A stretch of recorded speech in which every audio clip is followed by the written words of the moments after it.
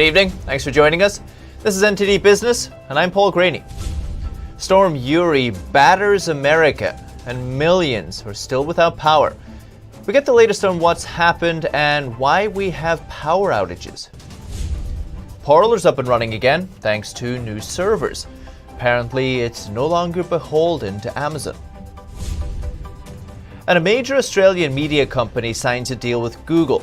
The tech giant will pay it millions of dollars to showcase its paid content. An icy storm continues to batter states from the Mexican border right up to the Midwest. Millions of homes are still without power, and some expect things to get worse before they get better. Officials say the Texas power grid is suffering a system-wide failure. Jason Isaac, a former member of the Texas House of Representatives, tells me the state's renewable energy sources, wind and solar, haven't been able to stick the extreme conditions. He's now the director at Life Powered at the Texas Public Policy Foundation. It's an energy think tank. I spoke with him earlier and asked him how people were feeling there. Well, I can tell you've got millions of people in the state of Texas that don't have any electricity at all. Some of it's caused by ice building up on power lines and taking those power lines down, as that's the case in the area where I am, where I have several neighbors that don't have electricity, but we do. Very fortunate in that aspect. But there are millions of people throughout the state who I hope don't have breathing machines at their homes, like family members of mine. They have no electricity. Incredible. And any idea of when we might know very serious concerns like these? Well, the worst is not behind us. In fact, tonight, probably around 8 o'clock Texas time, Central Time, is when we're really going to see the worst of it. Wind generation is going to drop off to even lower than where it is right now, which is about 10% of its installed capacity. That is more than what our regulators have predicted would be available. But tonight, about 8 p.m., you'll see wind almost completely drop off. And you'll see solar out of the question whatsoever. So our unreliables will quit contributing to the grid, where our reliables will have to pick up our natural gas, our coal, and our nuclear. And we are facing severe shortages of natural gas as more and more people are using that to heat their homes at this point in time, in hospitals and schools, which most are closed today. And I'm getting alerts that both of our boys' schools will be closed tomorrow as well. But the incredible demand increasing for natural gas, and so you might have some issues where the natural gas electric generation drops off as well. What are the emergency services doing to get you guys back in order? Well, I know you've got electric crews out around the state working in really single-digit temperatures right now, trying to repair lines throughout the state to return power to people's homes. In some areas where the lines aren't presenting a problem because we don't have enough electric demand or enough electric generation here in the state, you're seeing rolling outages, aka blackouts or brownouts. People are actually having their electricity shut off in certain parts of the state because the generation is just not there. And you look over the last 4 years in our reliable electric generation, we've lost over 4,000 megawatts of reliable, but the unreliables have grown significantly, over 20,000 megawatts of unreliables, but they're barely contributing to the grid right now. So what does this mean in simple terms, reliables, unreliables? What do you mean? Well, reliables are our nuclear, our natural gas, and our coal. They can ramp up and ramp up down. Well, natural gas and coal can ramp up or ramp down really on demand to meet the needs. It's what's referred to as dispatchable electricity. Our unreliables, they produce electricity when the wind is blowing or the sun is shining. And then they freeze up in really cold temperatures too. So our Electric Reliability Council of Texas reported today that over half of our wind generators, these windmills, are frozen. They're completely shut down. And the rest of them are barely producing any electricity. At last check just moments ago, 10% of their installed capacity was producing electricity. That means if we had that kind of low number for natural gas or coal or nuclear, we would have almost the entire state without electricity right now. But fortunately, we have reliables. But unfortunately, we've subsidized and depend too much on virtue signaling and really given these unreliables incredibly huge benefits over the last decade. And now those chickens are coming home to roost. And I saw that the ERCOT wholesale energy prices have shot through the roof. Is it going to be a big bill coming for you guys at the end of this? Yeah, and that's why there's not only messages for people to conserve their electricity so that they can manage their bills that are going to be coming due, but this is very similar to a late August timeframe in Texas, where we don't have a lot of wind that are helping our grid in keeping electric reliability up. And so costs are going to skyrocket, not only for the providers, but those costs ultimately get pushed down to the consumers. And so, yes, people will see probably August-like electric bills here in Texas here in the beginning of February, just with this unprecedented cold snap that we're seeing. Incredible, Mr. Isaac. We wish you guys all the best there, and we'll get an update from you in the future. Thank you so much, and good luck. Thank you so much. Appreciate you having me on. You'll remember California also saw blackouts during last year's heat waves. Again, many blaming the failure of renewable energy sources. But some state lawmakers there still think it's the way forward and want to build more offshore wind farms. But aside from the performance issues that we're seeing, what will it mean for your energy bills? NTD's Zach Lee takes a look. With the help of the Biden administration, California is doubling down on expanding its renewable energy. On February 10th, California lawmakers proposed a new bill requiring the state to build large-scale offshore wind farms with 10,000 megawatt capacities by 2040. This is part of the larger plan to achieve 100% renewable energy by 2045. Michael Hoskinson, a planning commissioner in Huntington Beach, California, is worried that the current renewable energy plan might not be as affordable and reliable as traditional power plants.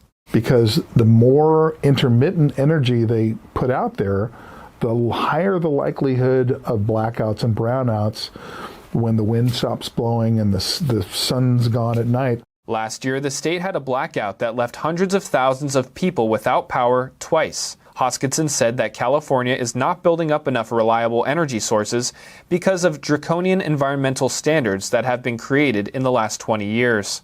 You're also removing sources of energy. You've removed nuclear plants up and down the coast. You've shuttered gas-fired plants. So you've taken away capacity for generation of good, solid energy, and you've replaced it with intermittent energy of solar and wind and things of that nature. So I think this is why they have to go out to other states and bring the power in. California is the second largest consumer of energy in the U.S., but also the largest importer of out-of-state energy. According to the U.S. Energy Information Administration, in 2019, California's net electricity imports were the largest in the country at 70.8 million megawatt hours, or 25% of the state's total electricity supply. Hoskinson said transporting energy across state lines results in a 7% loss of power. And as a result, the state has seen a 30% growth in electricity rates from 2011 to 2019. If renewable energy were able to compete in the open market, they wouldn't have to subsidize it. Though the newly proposed offshore wind farm didn't reveal how much it will cost, according to the Institute for Energy Research, an offshore wind farm is 3.4 times more expensive than a natural gas power plant. Reporting by Zach Lee, NTD News, Los Angeles. And ironically, oil prices are at their highest level in 13 months. The increases are fueled by heightened tensions in the Middle East and global production cuts. Kira Lee reports. Oil prices soared on Monday. Fears of heightened tensions in the Middle East prompted fresh buying, pushing prices to their highest in around 13 months. Brent crude was up as much as 1.6% in morning trade, while US benchmark futures gained over 2%. Monday's rally follows last week's oil price gains of around 5%. Concerns are growing over the Middle East. On Sunday, the Saudi-led coalition fighting in Yemen said it had intercepted and destroyed an explosive drone. State TV reports say it was fired towards the kingdom by the Iran-aligned Houthi group. Analysts say the tensions prompted the early spike in trading. Others say it was also driven by growing hopes that US stimulus and easing of lockdowns will boost the economy and fuel demand. Oil prices have also been supported in recent weeks as supplies tighten. That's due largely to production cuts by the OPEC group of producer nations and its allies. And social media platform Parler is apparently back online today. The CEO says it's safe and secure now thanks to a new server. NTD's Tom Ozimek reports. Social media platform Parler resumed service Monday. The app was taken down about a month ago when Amazon removed Parler from its servers. Interim CEO Mark Meckler says it's up and running now on a new server farm. Meckler said, "We are off of the big tech platform so that we can consider ourselves safe and secure for the future." Parler promotes itself as a free speech platform. The app has attracted many conservatives who disagree with rules around content on social media sites like Facebook and Twitter. It saw a spike in interest after the November election and after Twitter suspended Donald Trump. But following the January 6th Capitol breach, Parler was accused of not doing enough to prevent the spread of posts inciting violence. First, Google and Apple locked Parler out of their app stores, and days later Amazon suspended its web hosting service, after which Parler effectively went dark. Meckler says new users should be able to sign up for the service in the next week or so. Tom Ozimek, NTD News. And Google and Facebook won't be too happy. Maryland is the first state in the nation to tax online ads. The state senator there says it's about time big tech made a big contribution. NTD's Patrick Hayden reports. Maryland is the first state to tax big tech's digital ad revenue. Governor Larry Hogan vetoed it last year, but lawmakers overrode his veto last week. Democrat State Senate President Bill Ferguson, who spearheaded the legislation, said Amazon, Facebook and Google have seen profits drastically increase while the Main Street businesses have struggled, and big tech should start contributing. The new law will tax companies that make over $100 million a year globally on digital ads. Higher ad revenue will be taxed at higher rates. Proceeds are supposed to go to an education fund for public schools in the state. One analysis predicts it will raise $250 million in revenue each year. The tax reportedly won't apply to media companies or businesses that buy digital ads, but some critics say the tax will raise ad prices. Various groups are expected to challenge the new law, including tech firms and a coalition of small and medium-sized businesses. Patrick Hayden, NTD News. And the Australian government is forging ahead with a new law that would force Google to pay media companies for content. Now, media company 7 West is the first major news outlet to strike a deal with the tech giant. Brian Wood reports. Australia's 7 West Media has struck a licensing deal with Google on Monday, the country's first major news outlet to do so. 7 West, which owns a television network and a prolific city newspaper in Australia, said it would supply content for Google's News Showcase platform, although it did not disclose details of the agreement. Company chairman Kerry Stokes said in a statement, "The negotiations with Google recognize the value of quality and original journalism throughout the country, and in particular in regional areas. The agreement comes ahead of a landmark decision this week that could mandate Google and Facebook to pay media companies for their content. Under a newly discussed law, the government would set Google's content fees, but only if companies fail to reach their own private deal. If passed, which appears likely with bipartisan support, Australia would become the first country to require tech giants to pay for their news content." And Nissan says it's not in talks with Apple about an autonomous car project. But we know Apple did contact the car maker about it. The Financial Times, though, says the talks didn't go very far because Nissan didn't want to become an assembler for Apple's branded cars. Reuters reported earlier that Apple was moving forward with autonomous car technology. It aims to produce a passenger vehicle with its own breakthrough battery as early as 2024. Watch out, Elon Musk. Nissan says it's still open to partnerships, but the car maker's shares ended lower today. That's all to come. British lawmakers warn against using Chinese products to defend the United Kingdom. They say it poses a national security risk. And Denmark launches the first coronavirus passport coming soon. Some citizens are already voicing their concerns. Find out why after the break.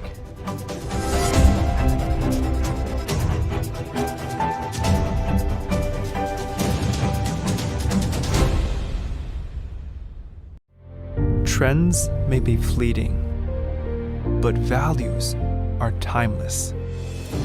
we now bring you this new clothing brand with classic design and luxurious comfort. It's our way of sharing hope and inspiration from the world of Shenyun. We bring you Shenyun Dancer. Wear it with honor.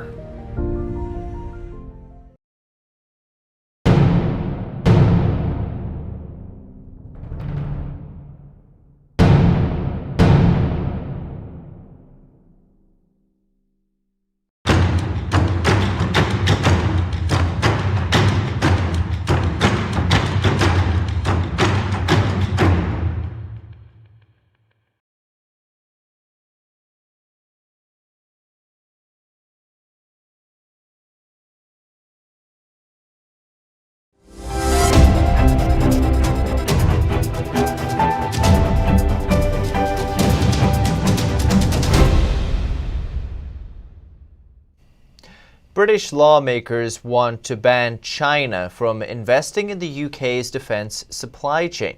They say China and other hostile countries pose a risk to national security. NTD's Patrick Hayden takes a look. A UK Defence Committee says foreign adversaries are supplying equipment to Britain's Ministry of Defence. It listed 9 companies operating in the UK defence industry that have been acquired by Chinese companies in recent years. Just the slightest security risk can be fatal for a whole military operation. And they're exactly the sort of thing that we know our enemies wish to tamper with, damage and interfere. So we need to have 100% clean networks. Armstrong's organisation advised the government on 6 of the 9 suppliers.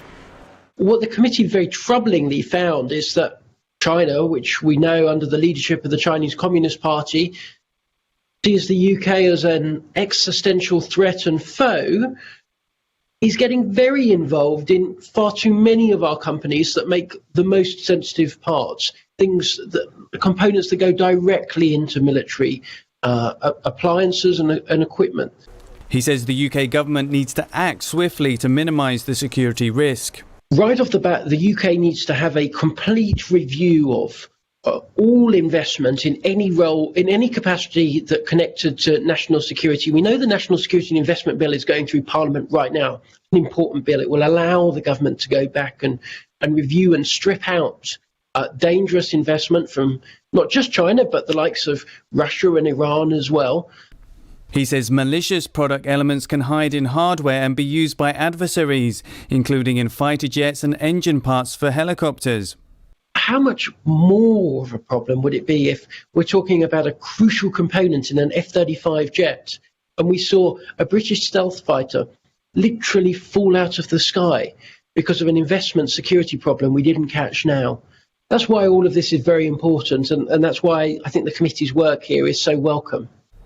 Armstrong says even if a company poses only a slight risk to the UK's national security, it should no longer be used. Patrick Hayden, NTD News, London. And Denmark will become the first country in the world to roll out a coronavirus passport.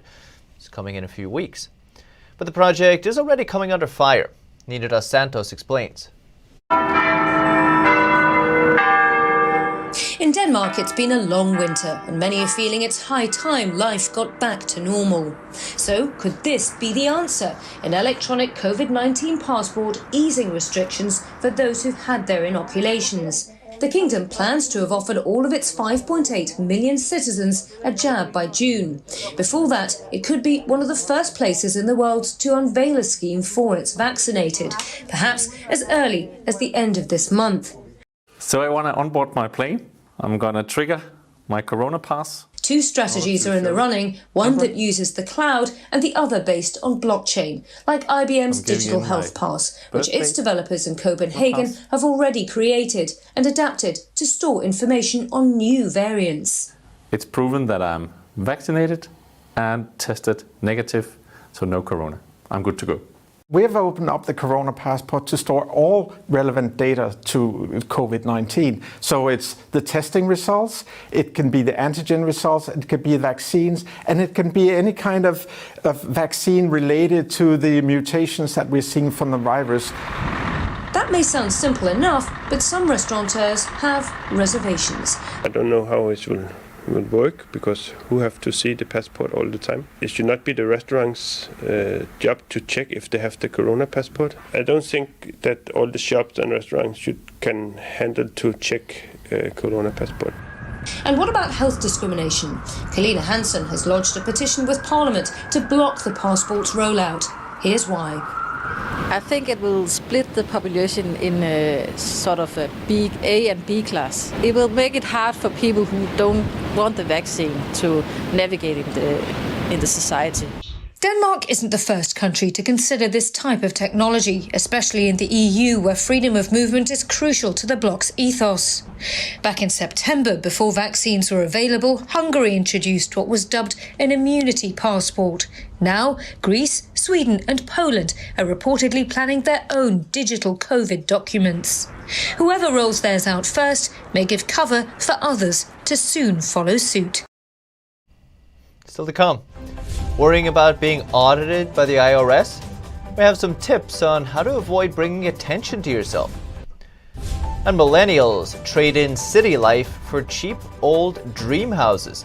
And in the age of working from home, you can go just about anywhere you want. Find out more after the break.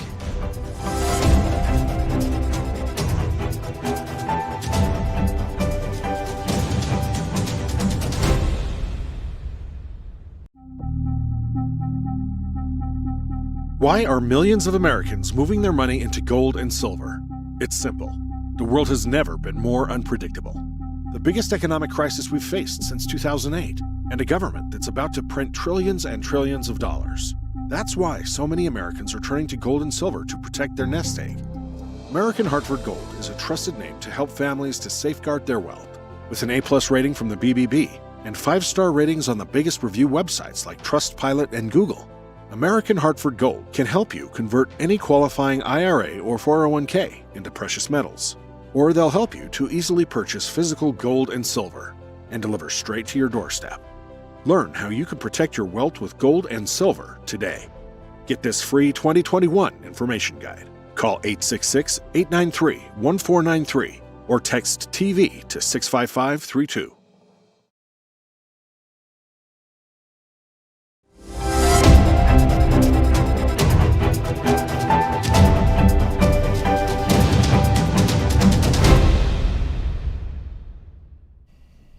Do the words IRS audit give you the shivers? You can't avoid all the red flags like making a lot of money or owning a business, but there are some things you can do to reduce your chances of being audited. Here's some of them.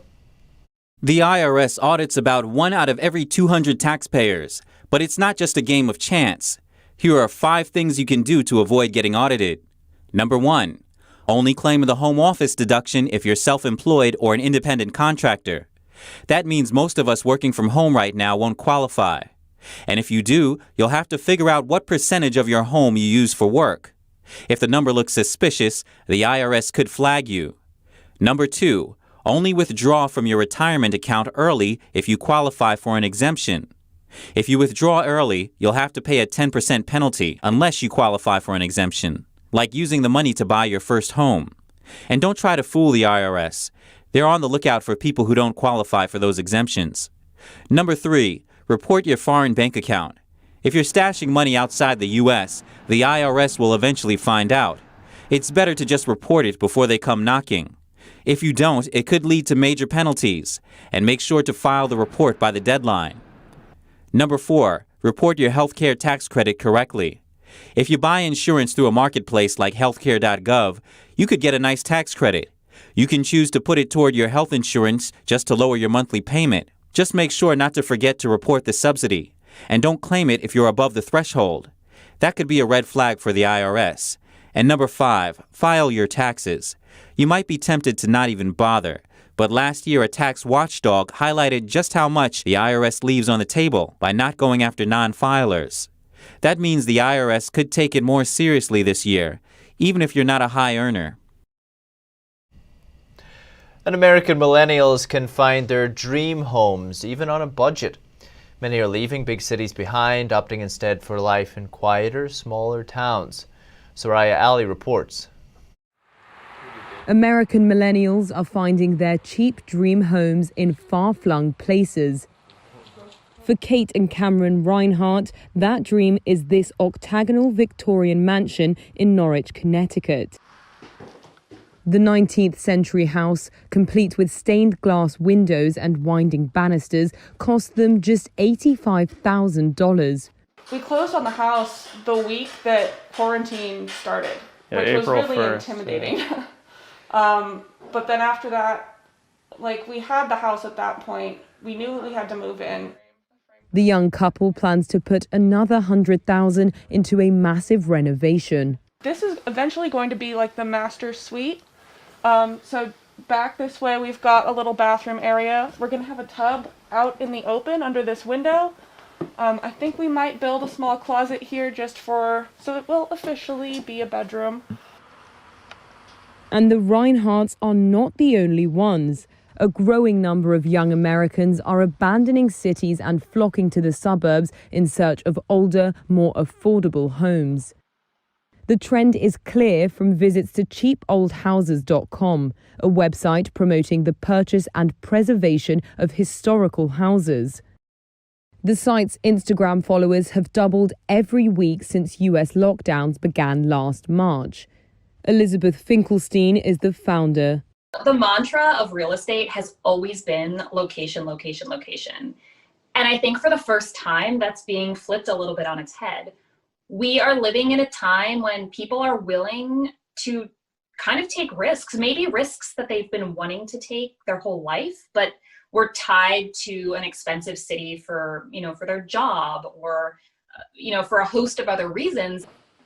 Around 70,000 people left the New York metropolitan region in 2020.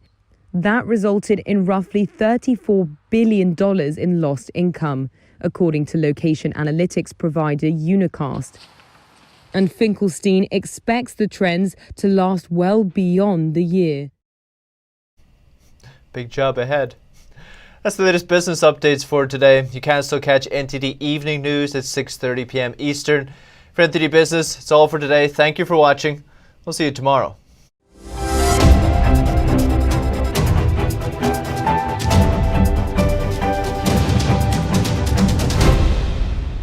Hi there. A quick update. Social media has some new restrictions which might affect your access to our channel. If you want to stay tuned, make sure you visit us directly at ntd.com. We'll also have a newsletter coming out soon, and you can sign up for that now, so stay in touch. Thanks for watching.